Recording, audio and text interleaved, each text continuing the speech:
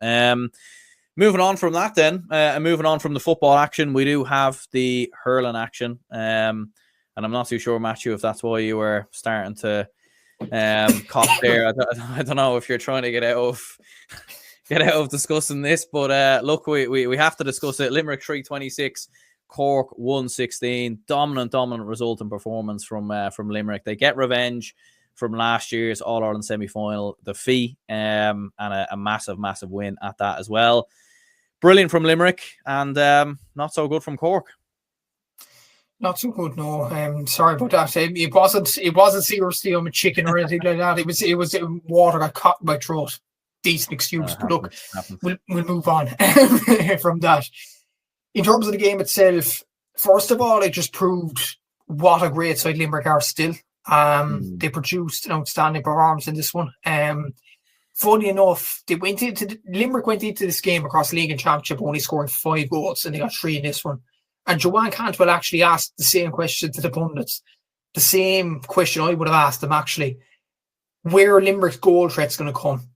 She got her answer within 5 minutes. Aaron Gillan scoring a goal into the back of the net, and obviously Adam English getting one later on in the first half as well. And Cork were just outclassed. There's no arguments for that. And it's a combination of a few things. Number one, Limerick, you have to recognise brilliance. They were absolutely superb in this one. Across all the areas of the field, like at defence, they weren't letting anything go past them. They only conceded 8 points for play, which is very, very impressive across the whole 70 minutes. In midfield, Adam English and Will O'Donoghue absolutely dominated that department. And in attack, Aaron Gillan showed serious form in this one. And and obviously Tom Marcy as well. So very good displays from them. But the second part of the story, Cork looked, and I think someone mentioned this on my Instagram weekend thoughts as well, and I definitely agree with them on this, that it was a combination of 3 things. Number one, Cork were naive going to this. Like, honestly, the decision, Pat Ryan has done some brilliant things for Cork hurling. Absolutely outstanding. It was a bad day at the office for him included, and a bad day at the office for the Cork hurling team, but you have to question what on earth was going on with Rob Downey moving out of centre-back and moving further forward against a lethal Limerick full forward line. I genuinely don't know, and I don't know what. I don't think any Cork fan knows what went on then as well. Another thing, the amount, Tom Morrissey scored 5 points at fair to play to him, an absolutely excellent display from him. I think 100% shot accuracy as well for Tom Morrissey. If I'm not, well, actually, he only missed 1 shot, but 5 shots out of possible 6. Very good return from him. But the amount of space he got in terms of the shots was very, very concerning from a Cork point of view. And you're hoping it's a blip in the road. And you're hoping this sort of form, this sort of performance will only come once in the championship. And hopefully my mindset is probably the best thing from a Cork point of view, that this is a flash in the pan, hopefully. This performance will not happen again later in the summer, because it was almost like Cork looked, well, a lot of people say they looked disinterested, but yeah, I thought that, to be honest with you. Like, and it was weird. I don't understand why you would be like that, but it just didn't. It didn't feel like I was watching Cork, to be honest with you. It didn't feel like I was watching Limerick versus Cork. Like, we're used to seeing Cork with these drive and runs from Dara Fitzgibbon, from Tim O'Mahony, you know, wing backs bursting forward, midfielders making overlapping runs, going for goals. That didn't seem like there was any of that for Cork. I felt like they were happy to take their points from distance, and it didn't feel like they really wanted to engage with the Limerick backs, to be honest with you. And I thought that was a little bit surprising, given how much success that they actually had off of that last year. But look, at the same time, I think massive credit has to go to Limerick. Anyone who thought Limerick were going to go away clearly doesn't understand hurling, to be honest with you. And look, to be fair, I haven't seen many people who have kind of written them off, or many people. I think it's mainly just been probably people on Twitter and different things like that. But generally speaking, I mean, Limerick were phenomenal. Like, that first half performance, I mean, it was a flashback to Limerick against Cork, maybe in that All-Ireland final in 2021. Maybe it was a flashback to their performance against Tipperary as well in the Munster final. Like, they were absolutely outstanding. The Munster final in 2021, like, they were absolutely outstanding in that first half. And especially when Limerick are looking that good, Cian Lynch is doing his thing as well. I don't know. They might be hard to stop from this point if they're going to play as good as that. I feel like Cork maybe probably are the only team from here that I think can stop them, because I don't think anyone else can. I think, Aaron, obviously, I am a Cork fan, obviously, but the thing is, Tipperary are still in the long grass. We'll mention them later, but they drew against Limerick. You can't forget about that either. Yeah. And to be honest, on another day, Tip could have won that game. Yeah. So Tip are not gone away by any means. Kilkenny have, well, maybe not last year, but 2 years previously. Like, let's not forget, in 2023, we were, like, after Paddy Deegan's goal in the All-Ireland final, we were genuinely thinking Kilkenny are going to stop Limerick 4 in a row here. So Kilkenny, you say what you want about Kilkenny. Kilkenny are still capable of beating Limerick. Having said that, though, Limerick, I do agree with you. They were never gone away. They're still a very, very good side. And to be honest with you, I said this off air to you as well. The Waterford game in Walsh Park kind of proved my head that I was more concerned going into this game than any other Cork supporter, because I seen Limerick that they may not have been scoring goals, but their shooting efficiency, their pressure at the tackle was back. It was well and truly back. And I was thinking going into this game, this might be that was a statement that they said to Waterford game. That was almost like coolness personified, getting over the line. Waterford produced a gutsy enough performance, but Limerick threw it right back at them. But this was a chance for Limerick to prove a point to every one of the doubters, and by God, they did. Like, in midfield, it was almost like they missed Darrell Donovan in the midfield. It was almost like they didn't miss Seamus Flanagan in the forward line. It was almost like Garrett Hagerty's a performer to his utmost best, but still contributed to the team yesterday. Keane Lynch may I add as well, centre forward. Like, it's unpredictable what he does with the ball in a good way. Like, I think Adam English mentioned Doherty afterwards. It's almost like they kind of predict that Keane Lynch is just going to do something stupendous with the ball, and they're in the right positions to make the run. And that's what Adam English did for the goal. It's naive from Cork, but it's such good play from Limerick. And I think what epitomised as well, I think it was in the latter stages of the game, I think Hoggy had a chance for a goal. I think it was one of the substitutes for Cork coming up on it, and Kyle Hayes throws his body in front of it in additional time when Limerick were about 15, 16 points up. And that just epitomised Limerick to a T. They didn't want to concede a sloppy goal in this one. And we just in the second half, it was disappointing from Cork point of view that once they scored the goal through Hoggy, obviously, that kind of injected something in them through the penalty. But then to concede the penalty afterwards for obviously Downey's drag down and Aaron Gillane, it was so avoidable, and it was concerning from a Cork point of view that happened. They kind of burst the bubble afterwards, and it was almost like, okay, we're not getting back to this game now. But yeah, I was disappointed from Cork, but you'd be hoping that this is just a flash of the pan. This is just a once performance in a summer, hopefully. And they can prove that they are the team that they showed in the league against Waterford next week. Because let's not forget, I think genuinely out of 6 halves of hurling, Cork have only performed exceptionally in one of them, and that's against Clare in the first half, which is concerning. They need to prove, if Limerick were to prove the doubters wrong this game, Cork need to prove the doubters wrong next week. They need to get in Waterford's face next week, so they're very off, and prove that they are still one of the All-Ireland contenders. Because the Clare game in the second half, you could argue Clare were dragging and things like that. They were goading Cork into it. The reality was Cork let a 13-point lead slip. And that was concerning. The Tip game, I'm not really too much into it. Tip had a man sent off before the game even began. And Tip actually still had more turnovers than Cork. They still had near 40 shots in the game, which was quite concerning. And a lot of people would have brushed over that stat because Cork ultimately won the game by 15 points. But I was joining in on that stand thinking, that's concerning. That little bit of nugget of information, that is concerning.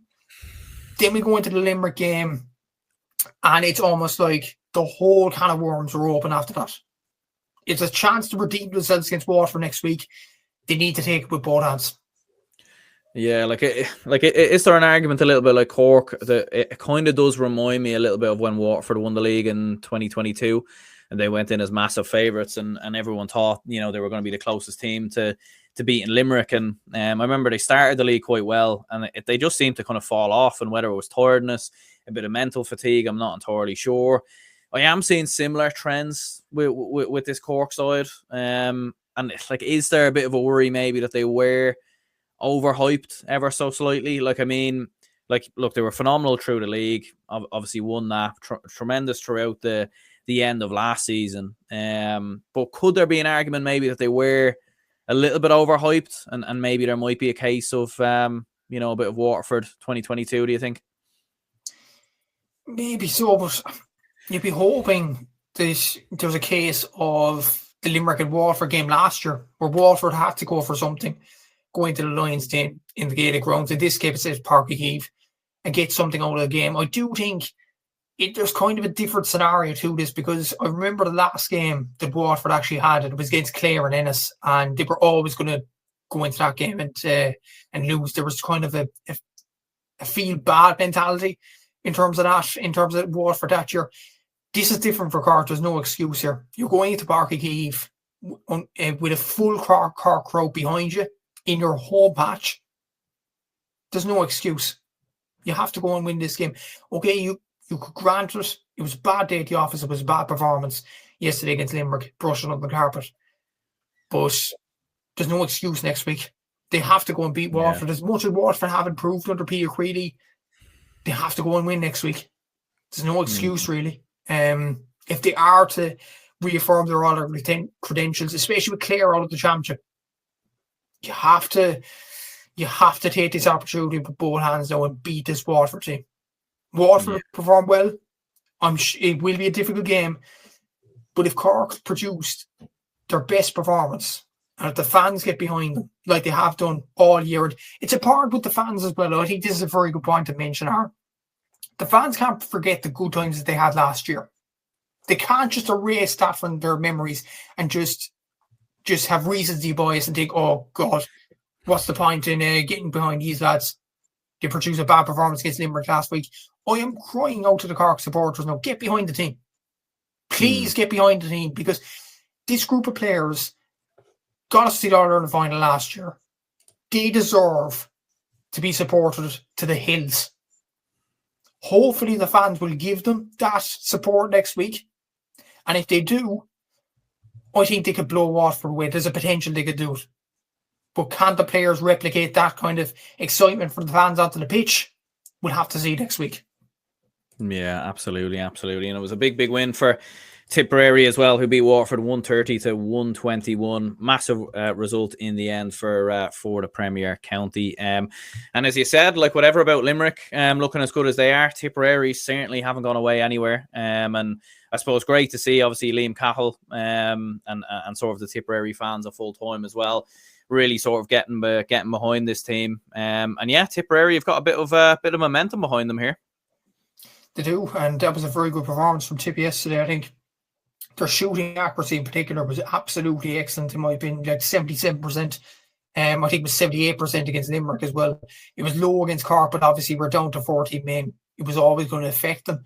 But this game from Tip was absolutely superb from the minute go. You look at some of their forwards, you even look at their puck out stats, I think it was 58% as well. Turnovers 136-29. 115 for play. It was just a very good display from Tipperary all across the pitch. And with Stephen Bennett scoring the goal early on after, what was it, just under 10 seconds? Or 12 seconds, I think it was. That was an indication that Waterford were not going to go away. Tipperary, there was a lot of momentum behind them. Obviously, after the Clare win, after a decent performance against Limerick, they just pushed the Cork game aside. Obviously, they were playing with 14 men, erased that game from the memory. But then when Bennett got the goal, you're thinking, okay, Waterford have a serious chance in causing a shock here. They have a serious chance of causing a surprise. But Tip rallied, and you have to give them a lot of credit for that. Darby McCarthy, his confidence could have been shot after the red card he got against Cork, but he stood up and converted 11 frees. Very good display from him. And Jake Morris, I thought, I know Andrew Armour got the man of the match, and he has really proven he's worth in the Tipperary team at centre forward. He's been absolutely excellent.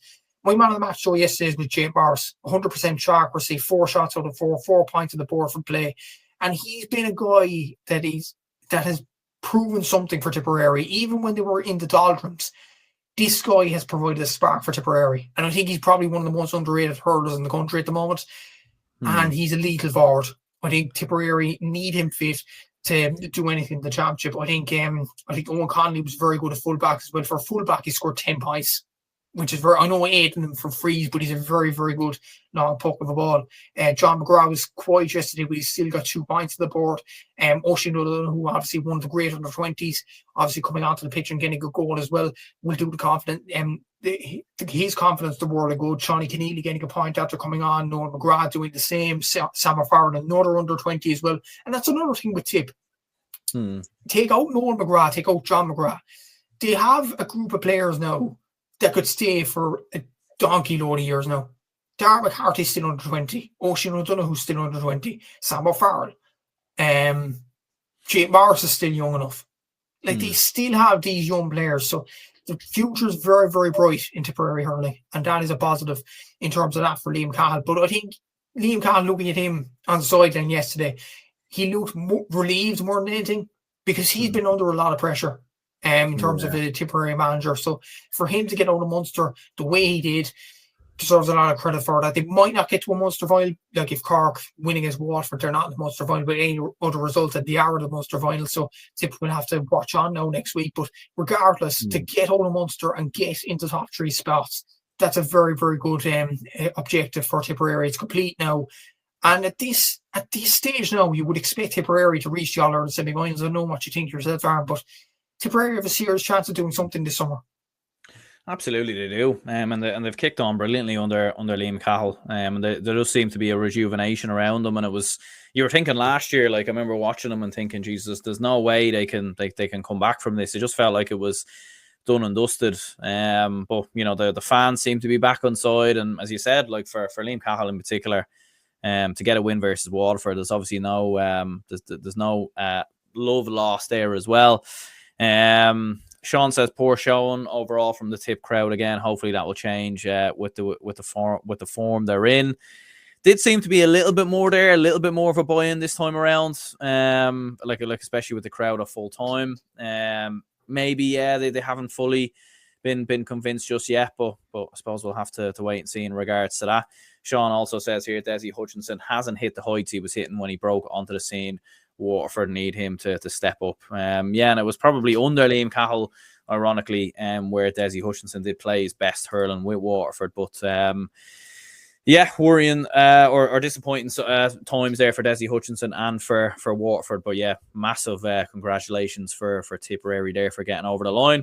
Looking at the games in the Leinster Hurling Championship, Kilkenny beat Dublin 5-19 to 3-21. This was a bit of a mad game. Like Kilkenny were leading by 16, and then Dublin brought it back to 2. And I feel like we've done that so many times against Kilkenny down the years, where they have a massive lead on us. We bring it back, and we think we're going to do the comeback, but then Kilkenny still do enough to hold us off. I feel like Kilkenny always just teases or something. It makes it look like we're going to beat them, but then when we think we're going to beat them, they'll just turn it on and find a way to win. But big result in the end for Kilkenny. Billy Ryan, TJ Reid, I thought were very, very impressive. But at the same time, I am happy with Dublin sort of turning it around in the second half. The first half was very, very poor and very disappointing in comparison to what we've seen from Dublin so far this year. But it was this game was always a bit of a free hit in my opinion. I think the big one now will obviously be Galway in next weekend. And the thing is, Dublin are definitely true to the All-Ireland series no matter what happens as well. So I think, look, it's mission accomplished for Dublin. This was, as you say, a free hit.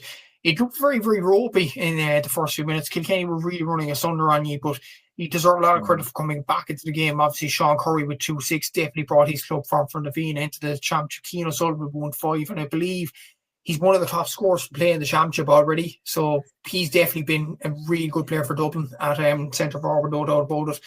TJ obviously with 1-9 performed well for Kilkenny. You have Mossy Keown there with 1-2 as well. Billy Ryan with 2-3 at centre forward deserved. His plaudits yesterday. And yeah, Kilkenny motoring along okay. I would say moving in like that game against Wexford now is a dead rubber. Wexford are out of the championship with Kilkenny or definitely in the Leinster final. So I don't think anybody would be interested in probably watching that game. And J Plus did make the right decision actually putting Offaly and Antrim on instead, which is actually a very, very good move by them. So round of applause for them for that, in fairness, genuinely. So yeah, it's a good display from Kilkenny getting over the line. For Dublin though, it is disappointing because the thing is, would you be more inclined to beat Kilkenny on a tighter pitch than Croke Park? So it's a difficult one, it really is, but there might be another opportunity to catch Kilkenny in the Croke Park in the Leinster final. You're playing Galway in Parnell Park next week, which should be an advantage for Dublin. They have to win that game because of scoring difference now to get to the Leinster final, which will be a challenge in itself. Obviously, Galway only need to draw the game. So yeah, it should be interesting, and it will show how far Dublin have gone next week against Galway. Yeah. Sean says, well, come back from Dublin, such simple goals. Conceded, though, only themselves to blame overall, but positive signs going forward. A2 says the lads made a game of it, but we've big trouble in full back line. All the goals we let in were so poor. And Sean also says Dublin need Owen O'Donnell back to tighten up the back line. Yeah, he's obviously been a massive loss this year, in fairness. The other two games in Leinster, Wexford 2-17, Offaly 1-17, and Galway 6-27. Antrim 1-14. What a massive margin of victory that was for Galway, but it's not the first time we've seen Antrim on the receiving end of those results, unfortunately. Look, I suppose big result for Wexford. From what I didn't see any of it now, but from what I've heard, they made hard work of it and they got over the line in the end. And maybe a sign that Offaly, whilst maybe this Leinster Championship has been a bit of a reality check at times, there have been moments in Leinster against Dublin and against Wexford where they haven't been too far away, and that will certainly give them, a degree of confidence going into that Antrim game. It will, yeah, and that's a good result, obviously for Galway, especially without Colin Manning in the team to score 6 goals. 2 from Concannon and 2 from Anthony Burns, the first 2 goals of his championship career for Galway, 2-2 overall, and he definitely lit a light for Loughrea in the club championship. So delighted to see him really show his form. Declan McLaughlin coming off the bench and getting a goal as well. It was just comfortable for Galway, and you couldn't really learn anything from Galway point of view out of this. Like against the wind, they were 2-13 to 8 points up, and Antrim missed a load of opportunities, and Davy going after the referee was a bit childish, I'll be honest with you, Aaron. Again, and we talk about this being the Davy show and things like that. Got at the time of the sending off, Antrim for McCluskey, Antrim were 2-12 to 8 points down with the wind at their backs. Like, you can't use the excuse of the referee at this stage. You can't. And you look at the interview for Neil O'Callaghan, actually, who might have had a good excuse with Dublin and Kilkenny. They only lost by 5 or 6 points. And Neil O'Callaghan said, look, we need to push ourselves down. We've got them next week. We can't be, resting on our laurels in terms of refereeing decisions. We have to move on. That's taking defeat with dignity and class. And Dublin only lost by 5 or 6 points. He could have easily been annoyed. But you look at Davy, after a heavy defeat like that, when they were clearly out of it at half-time, to be honest, Aaron, I'm sorry, but it's just attention-seeking at this point. It really is. And no, I mean, they're in a serious predicament now against Offaly, who have performed well in the Leinster Championship. And as we're talking about Offaly, they were very, very unlucky on Saturday against Wexford. Obviously, Adam Screen, he's injured, won't be back this year, which is a major loss to them. But Brian Diden had scoring 1-9 in this one, including a well-taken goal in the first half. And without Lee Chin, Wexford would not have got out of this game. And it is concerning for Wexford more than anything. And I do think Offaly are closing the gap. But the main thing for Offaly now next week is to go ahead and beat Antrim and retain that Liam McCarthy status, because they deserve it. Out of the two teams, Offaly deserve it. So Offaly just have to do the business next week. Don't get overawed by the occasion and just get the job done in Tullamore and put Antrim to the sword. As for Wexford, they're out the championship now. Dead rubber against Kilkenny next week. Disappointing season, but at least, like, if they perform well against Kilkenny next week, at least they're into the championship on a high. Yeah, A2 says Davies' last job at intercounty level, in my opinion. Yeah, it does seem like it'd be hard for him to go anywhere else potentially after all that. But there we go. So yeah, look, we'll wrap it up here anyway. Let us know your thoughts or opinions in the comments down below on all the weekends. GA action in both football and hurling. And yeah, shout out to Matthew for coming on the show. Make sure to check out his content when you do get a chance. And yeah, until later in the week, we'll speak to y'all later.